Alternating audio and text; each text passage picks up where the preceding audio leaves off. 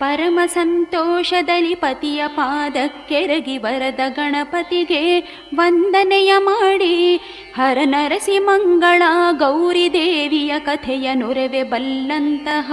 ಸಜ್ಜನರು ಕೇಳಿ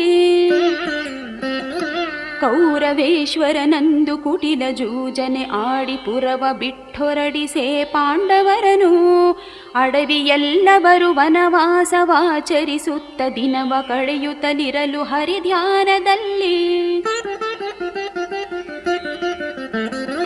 ಒಂದು ದಿನ ಹರಿಯು ಕಾಮ್ಯ ಕವನಕ್ಕೆ ಐತರಲು ಎದುರಾಗೆ ಪಾಂಡವರು ಧೌಮ್ಯ ಮುನಿ ಸಹಿತ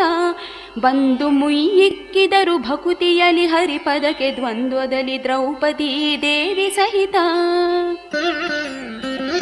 ನಾರಾಯಣ ತಾನು ನಸುನಗುತ ದ್ರೌಪದಿಗೆ ವಿಸ್ತರಿಸಿ ಸಂತೈಸುತ್ತಿಂತೆಂದನು